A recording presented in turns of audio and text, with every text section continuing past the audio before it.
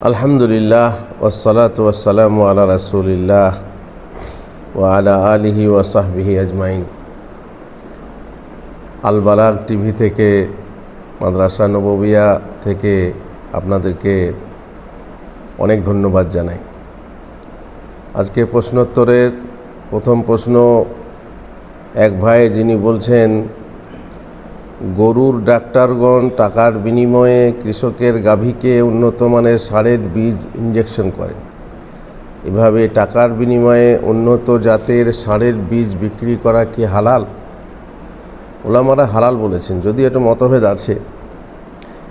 এটা এক হচ্ছে সরাসরি সার ভাড়া দেওয়া, এটা নিষেধ আছে, কিন্তু তার বিনিময়ে গিফট দেওয়া জায়েজ আছে। আর পশুর বীর্য ক্রয় বিক্রয় জায়েজ, হালাল পশুর বীর্য ক্রয় বিক্রয় জায়েজ আছে। অতএব এইভাবে প্রজনন করা, এইভাবে উন্নত মানের গায়ের প্রজনন করা, এটাতে সমস্যা নেই ইনশাআল্লাহ। এক ব্যক্তি ফুপুর সাথে আত্মীয়তার বন্ধন রাখতে চায়, কিন্তু ফুপুরা অনেক সময় উপেক্ষা করে চলে। এমত অবস্থায় তার করণীয় কী? এবং তাদের মেয়েরা নোংরা পোশাক পরিধান করে চলে। প্রশ্নটা দুরকম হলো। এক হচ্ছে তারা আত্মীয়তার বন্ধন রাখতে চায় না, আর সে চায়, তার জন্য সে সওয়াব পাবে। সে বন্ধন রাখতে চায়, আর যারা রাখতে চায় না তারা গুনাহগার হবে। আবু হুরায়রা থেকে একটা হাদিস বর্ণিত হয়েছে, এক ব্যক্তি বলল, হে আল্লাহর রসুল, আমার কিছু আত্মীয় আছে, আমি তাদের সাথে আত্মীয়তা বজায় রাখি আর তারা ছিন্ন করে। ইন্নালি কারাবাহ আসিলুহুম ওয়া ইয়াকতাউনি ওয়া উহসিনু ইলাইহিম ওয়া ইউসিউনা ইলাই ওয়া আহলুম আনহুম ওয়া ইয়াজহালুনা আলাই।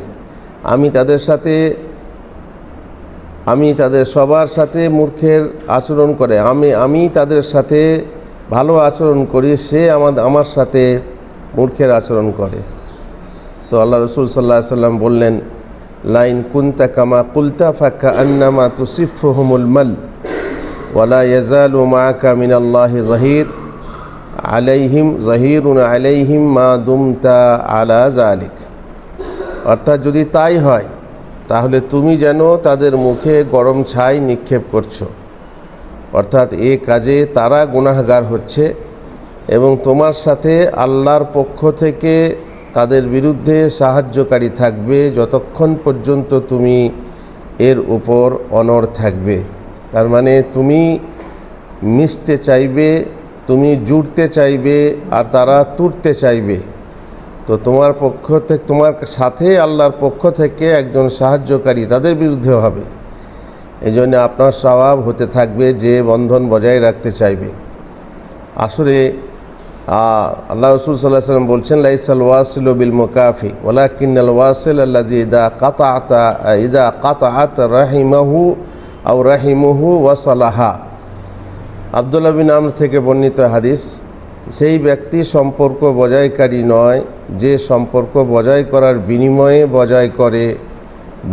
বজায় করে, সে আসলে বজায়কারী নয়। বরং প্রকৃত সম্পর্ক বজায়কারী হলো সেই ব্যক্তি যে কেউ তার সাথে সম্পর্ক ছিন্ন করলে আর সে কায়েম করতে চায়। অন্য এক হাদিসে রাসূলুল্লাহ সাল্লাল্লাহু আলাইহি সাল্লাম বলছেন, সিল মান কাতাআকা ওয়া আ'তি মান হারামাকা ওয়া আফু আম্মান জালামাকা। এটা ইসলামের একটা বিশাল নীতি, যেটা সবাই মানতে পারে না। যে তোমার সাথে যে তুরতে চায়, তুমি তার সাথে জুড়ে চলো, আর তোমাকে যে বঞ্চিত করে তুমি তাকে দিতে থাকো, আর তোমার উপরে যে অত্যাচার করে তুমি তাকে মাফ করে দাও। এটা খুবই কঠিন, এরকম যদি করতে পারেন খুব ভালো। দ্বিতীয় প্রশ্নটা যে আপনার ছিল, যে তাদের মেয়েরা নোংরা পোশাক পরিধান করে। আপনি তাদের সাথে মিশতে চাইছেন, মিশে আপনি তাদেরকে নসিহত করেন যে নোংরা পোশাক কেন পরবে। নোংরা পোশাক বিশেষ করে ঘরের ভিতরে নন মাহরামের সামনেও পরা যায় না, তাহলে মাহরামের সামনেও পরা যায় না, তাহলে নন মাহরামের সামনে কি করে পড়তে পারে? পর্দা করতে হবে, এটা আপনাকে শিক্ষা দিতে হবে। আরেকটা প্রশ্ন হলো, অমুসলিমদের উৎসব বা মেলাতে অংশগ্রহণ করতে পারা যায় কি না? ভাই, আমরা হচ্ছে মুসলমান, আমাদের হচ্ছে তৌহিদ, আর অমুসলমানদের হচ্ছে শিরিক, একেবারে 180 ডিগ্রি অন্যরকম, অন্ধকার আর আলোর মতো। সুতরাং তারা আমাদের উৎসবে আসবে না, আমরা তাদের উৎসবে যাব না, এটাই হচ্ছে নিয়ম। আর ধর্ম যার যার, উৎসব সবাকার, এটা রাজনৈতিক বলি, এটা সবাই মিলে মিশে থাকবে এরকম একটা আহ্বান, কিন্তু শরীয়ত এটাকে সমর্থন করে না। শরীয়তের নীতি হচ্ছে ধর্ম যার যার, উৎসব তার তার। কেউ কারো উৎসব পালন করতে হবে তবে সাম্প্রদায়িক সম্প্রীতি বজায় হবে, এ কথা ঠিক নয়। সাম্প্রদায়িক সম্প্রীতি এমনি বজায় থাকবে যদিও কেউ কারো উৎসবে না যায়। আচ্ছা, অনেক সময়ে অমুসলিমদের উৎসবে পুকুরের মাছ ধরার জন্য বিশেষ ছাড় দেওয়া হয়, কিংবা দোকানে অফার দেওয়া হয়, মালে অফার দেওয়া হয়, ইত্যাদি ইত্যাদি। তো সেই সবগুলো গ্রহণ করাও মুসলমানদের জন্য জায়েজ নয়, যেহেতু তাতে ওই শিরকে একরকম সহযোগিতা হয়, অংশগ্রহণ হয়। একজন প্রশ্ন করছেন, আশারি মাতুরিদি আকিদা পোষণকারী ইমামের পিছনে সালাত আদায় করলে সালাত শুদ্ধ হবে কি?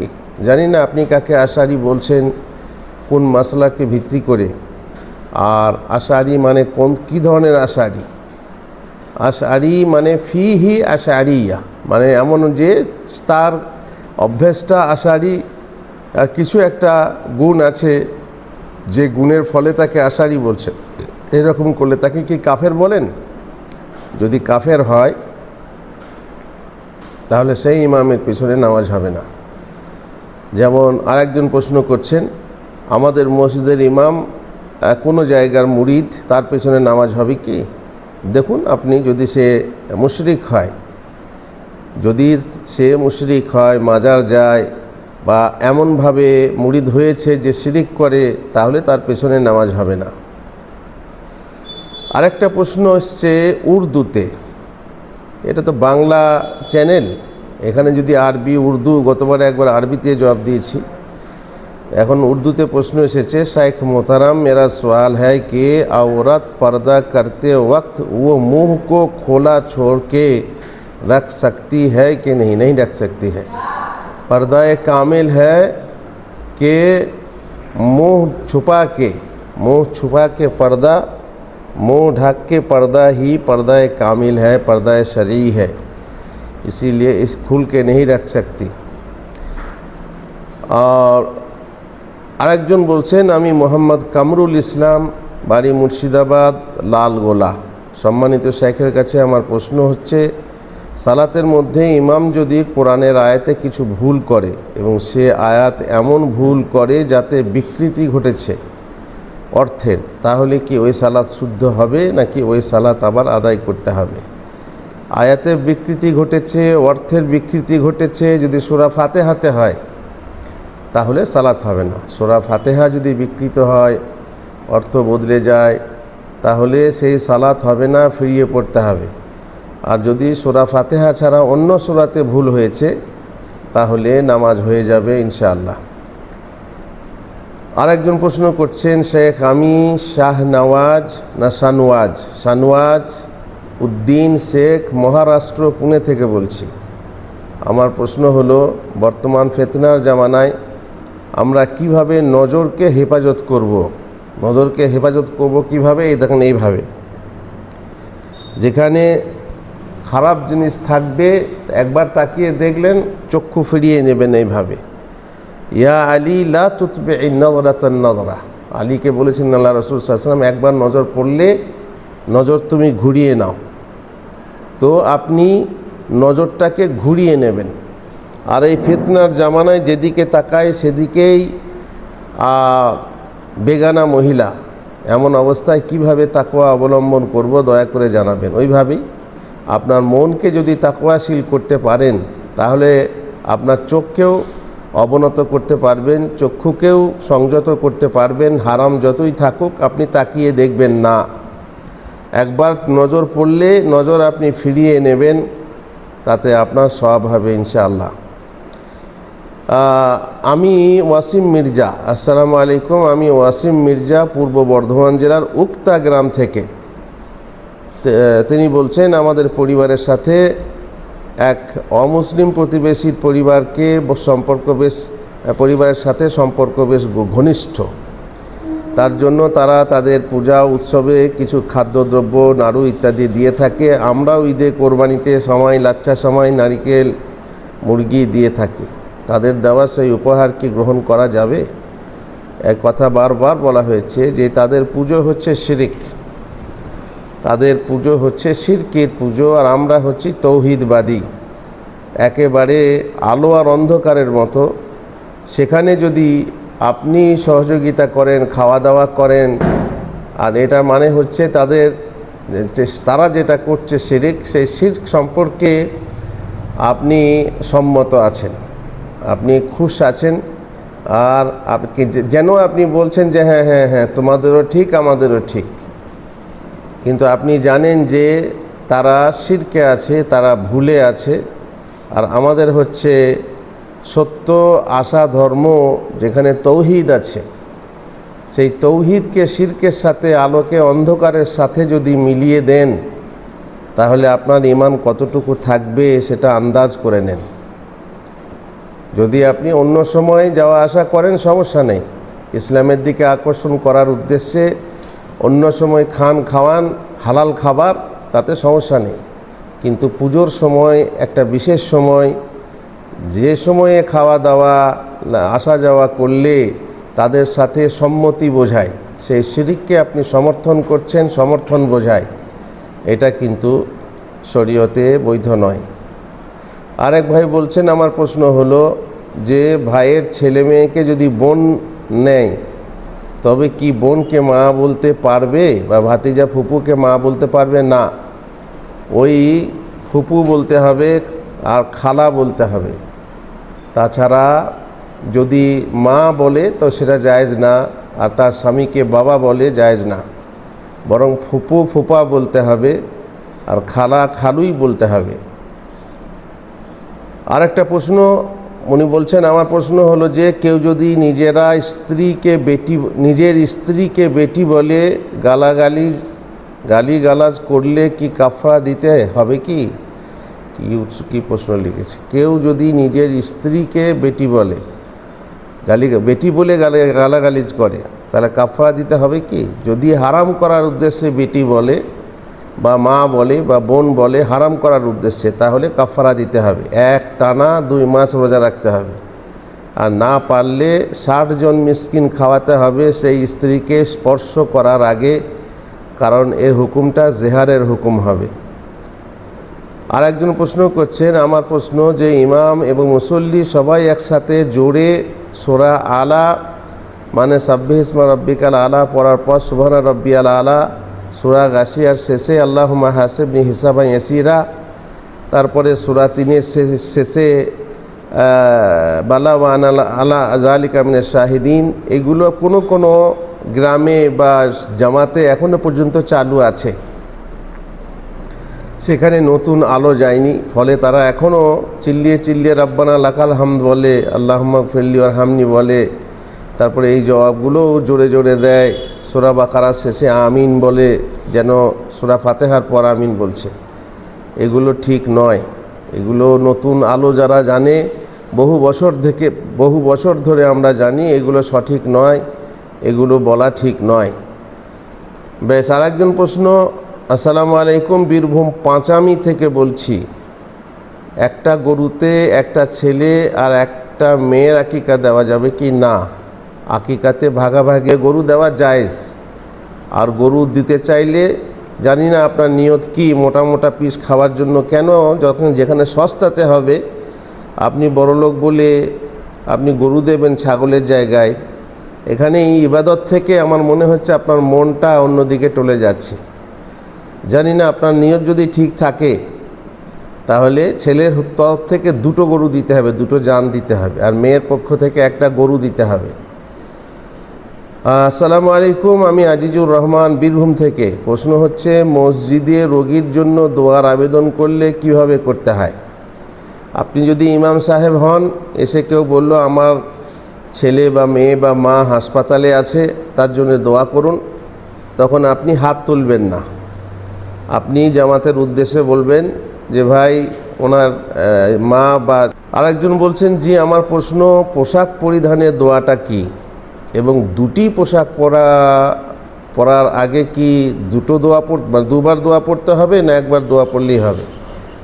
প্রথম হচ্ছে পোশাক লেবাস পরার দোয়া হলো আলহামদুলিল্লাহিল্লাযী কাসানি হাজা ওয়া রাযাকানিহি মিন গায়রি হাওলি মিন্নি ওয়ালা কুওয়া। আর এটা পোশাক পরার আগে একবার বললেই হবে। আপনি এক একটা পড়বেন আর এক একটা দোয়া পড়বেন সেরকম না। মনে করেন একবার প্রথমে গেঞ্জি পরলেন, তারপরে আপনি পায়জামা পরলেন, তারপরে আবার পাঞ্জাবি পরলেন, তিনবার দোয়া বলতে হবে তা না, একবার দোয়া বললেই হবে ইনশাআল্লাহ। পড়ার পরে আপনি শেষকালে এক দোয়াটা পড়ে নেবেন, হয়ে যাবে। আরেক ভাই প্রশ্ন করছেন, আসসালামু আলাইকুম রহমতুল্লাহ, আমার প্রশ্ন হলো সালাফি আর আহলে হাদিস কি আলাদা? না, আলাদা নয়। সালাফি আহলে হাদিস একই জামাত। যারা ইসলামের মূল স্রোতধারায় আছে তারা হচ্ছে সালাফি আহলে হাদিস। যারা সালাফি বুঝ মতে কোরআন ও হাদিস বোঝে আমল করে তারা হচ্ছে সালাফি, তারাই হচ্ছে আমাদের প্রথম সালাফ, সাহাবায়ে কেরাম। আরেকজনের প্রশ্ন হচ্ছে, আশা করছি আল্লাহর রহমতে ভালো আছেন সম্মানীয় শেখ, আমি মুর্শিদাবাদ ফারাক্কা থেকে জামিরুল হক বলছি। আমার প্রশ্ন হলো, কোনো ইমানদার ব্যক্তি যদি পরিবারের চাপে বা ব্যবসার চাপে আত্মহত্যা করে তাহলে তার পরিণতি কি হবে? যদি সে সুস্থ মস্তিষ্কে আত্মহত্যা করছে তাহলে তার অবস্থা কি হবে? রাসূলুল্লাহ সাল্লাল্লাহু আলাইহি ওয়াসাল্লাম বলছেন, মান তারাদ্দা মিন জাবালিন ফাকাতালা নাফসাহু ফাহুয়া ফি নারি জাহান্নামা ইয়াতারাদ্দা ফিহি খালিদান মুখাল্লাদান ফিহা আবাদা। যদি কেউ কোনো উঁচু জায়গা থেকে বা পাহাড় থেকে ঝাঁপ মেরে আত্মহত্যা করে তো কাল জাহান্নামেও ওইভাবে ঝাঁপ দিতে থাকবে চিরদিনকার জন্য। আর যে ব্যক্তি বিষ খেয়ে আত্মহত্যা করবে তো সে জাহান্নামে বিষ খেতে থাকবে ওইভাবে চিরদিন। ওমান কাতালা নাফসাহু বিহাদিদাতিন ফাহাদিদাতুহু ফি ইয়াদিহি ইয়াজাউ বিহা ফি বাতনিহি ফি নারি জাহান্নাম খালিদান মুখাল্লাদান ফিহা আবাদা। যদি কেউ ছুরিকাঘাত করে, ছুরি দিয়ে আঘাত করে সে নিজেকে মেরেছে, খুন করেছে বা আত্মহত্যা করেছে, তাহলে জাহান্নামে ওইভাবে আত্মহত্যা করতে থাকবে চিরদিনকার জন্য। প্রথমত চিরদিনকার জন্য, এটা অন্য হাদিস থেকে বোঝা যায়। যদি সে তৌহিদবাদী হয়, নামাজি হয়, যদি সে তৌহিদবাদী থাকে এবং নামাজি হয়, মানে কোনোদিন শিরিক করেনি, কুফরি করেনি, সেই অবস্থায় মারা গেছে আত্মহত্যা করে। আর আত্মহত্যা হচ্ছে কাবিরা গুনাহ, আর তওবার সুযোগ পাবে না। আত্মহত্যা করার পর মারা গেলে তওবার সুযোগ পাবে না। সেই ক্ষেত্রে আল্লাহর ইচ্ছাধীন থাকবে।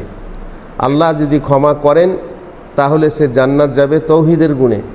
আর যদি জাহান্নামে শাস্তি ভুগিয়ে জাহান্নামে দেন শাস্তি ভোগার জন্য, তাহলে কিছুদিন শাস্তি ভুগিয়ে একদিন না একদিন জান্নাতে যাবে, যেহেতু সে ব্যক্তি তৌহিদবাদী ছিল, নামাজি ছিল।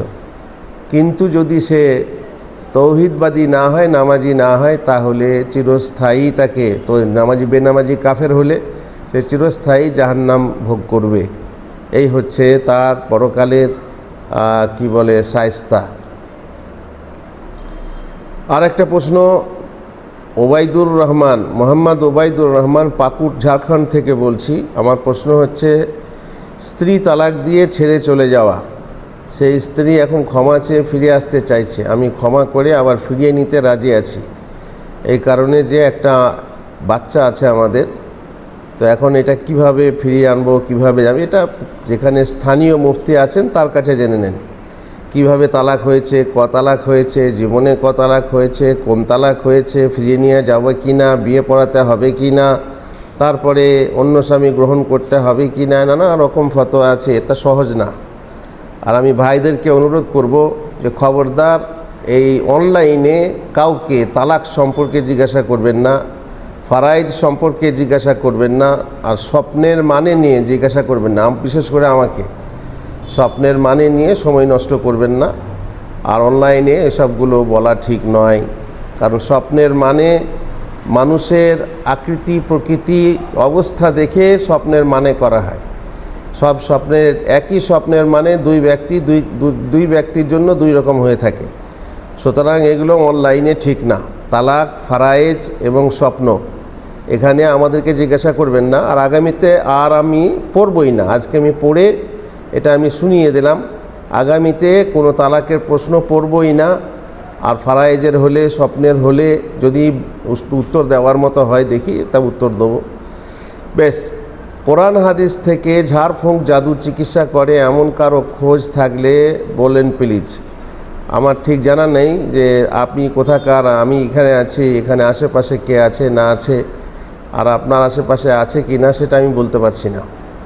আর একটা প্রশ্ন হচ্ছে, আসসালামু আলাইকুম শেখ, নিজের সন্তানকে আপনার মতো আলেম বানাতে চাই। মাশাআল্লাহ,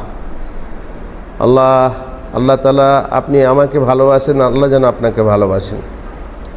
আপনার মাদ্রাসায় আপনার কাছে পড়াতে চাই, এটা কি সম্ভব বাংলাদেশ থেকে? মনে হয় না, এটা সম্ভব নয়। আর বৈধভাবে যদি আসে তাও আমাদের এখানে সম্ভবত হবে না। বড় বড় ইউনিভার্সিটি আছে, আপনার দেশেও রয়েছে, ভালো ভালো ইউনিভার্সিটি রয়েছে, সেখানে পড়ান। সন্তানের যদি ট্যালেন্ট থাকে তাহলে ইনশাআল্লাহ মদিনা পৌঁছে যাবে। যেমন ঢাকার উত্তর যাত্রাবাড়ি থেকে অনেক ছেলে মদিনায় যাচ্ছে, মাদানী হয়ে আসছেন। আর তাদের মধ্যে কেউ কেউ বেশ ভালো দায়ী হয়ে আসছেন। আল্লাহ তাদেরকে তৌফিক দেন, আপনার ছেলেকেও তৌফিক দেন, দেশ থেকেই পড়ান ইনশাআল্লাহ। নিয়ত যদি ভালো থাকে আর ছেলেকে যদি এই লাইনের ভালোবাসা তৈরি করতে পারেন, তার ব্রেনে যদি ঢুকিয়ে দিতে পারেন যে তোমাকে অমুকের মতো আলেম হতে হবে, মক্কা যেতে হবে, মদিনা যেতে হবে, এই জিনিসটা মাথায় ঢুকিয়ে দিলে সে হয়তো তার জন্য চেষ্টা করবে। আর এই চেষ্টা করলে ইনশাআল্লাহ একদিন না একদিন ফল লাভ হবে। অতএব আপনি চেষ্টা করুন, মনের ভিতরে আশা রাখুন, আর ছেলের মাকে বলুন যেন ছেলের মধ্যে এই ভালোবাসা ঢোকায় যে ছেলেকে আলেম হতে হবে, ওই রকম আলেম হতে হবে যে মক্কা মদিনা থেকে এসে দায়ী হবে, দিনের দায়ী, আল্লাহ তাআলার দিনের সাহায্য করবে, এলায়ে কালিমাতুল্লাহ করবে। তাহলে ইনশাআল্লাহ আল্লাহ আপনাদের আশা পূরণ করবেন। আরেকটি প্রশ্ন হচ্ছে, শেখ, কোনো মুসলিম ব্যক্তি যদি কোনো কুফরি কাজ করে আর কাফের হয়ে যায় তাহলে কি তওবার জন্য তাকে কালেমায়ে শাহাদা পড়তে হবে? না, তওবা করলেই হবে। যদি মুসলিম হয়ে করে, মুসলিম হয়ে করলে তওবা করলেই যথেষ্ট। আর যদি কাফের থেকে কুফরি করে তাহলে তো শুরু থেকেই তাকে মুসলমান হতে হতো, সেটা আলাদা ব্যাপার। এক ব্যক্তি মুসলমান নাম কিন্তু নাস্তিক, সে তো মুসলমানই ছিল না, সে যদি তওবা করতে চায়, ফিরে আসতে চায়, তো কালেমা পড়ে তাকে আসতে হবে। কিন্তু যে মুসলমান ছিল, মনে করুন না বেনামাজি ছিল, নামাজ পড়বে কিন্তু মুসলমান ছিল, তো সে এমনিতেই দোয়া দরুদেও কালেমা পড়ছে, আত্তাহিয়াতে কালেমা পড়বে। সুতরাং তাকে কালেমা পড়ে গোসল করে মুসলমান হতে হবে নতুন করে, এইভাবে নয়।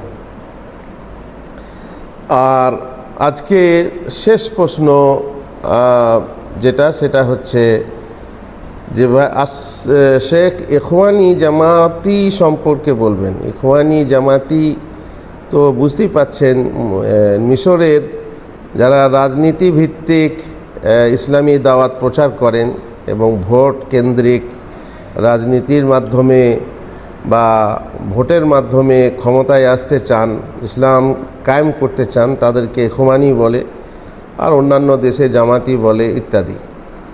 এই হচ্ছে মোটামুটি আজকের প্রশ্ন এবং তার উত্তর। আশা করি আগামীতেও আমাদের সঙ্গে থাকবেন এবং আপনার মনের কথা জানাবেন। ইনশাআল্লাহ যতটা পারি আমরা সাধ্য মতো চেষ্টা করব আপনাকে উত্তর দিয়ে সন্তুষ্ট করতে, আর যেটা পারবো না সেটা বলবো জানি না। আল্লাহ আমাদেরকে তৌফিক দেন। আল্লাহুম্মা আমিন। ওয়া সাল্লাল্লাহু আলা নবিয়িনা মুহাম্মদ ওয়া আলা আলিহি ওয়া সাহবিহি আজমাইন।